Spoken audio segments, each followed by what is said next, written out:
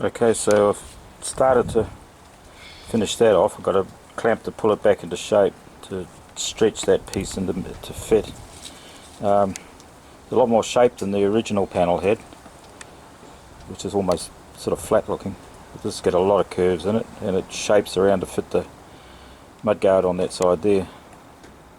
I've just got to do the other side, and you can see how much it sticks out.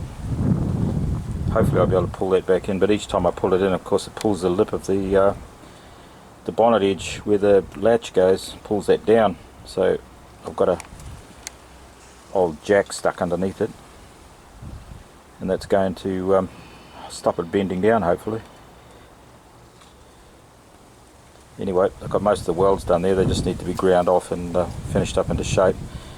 And while these welds are cooling, I'm going to go and have some lunch.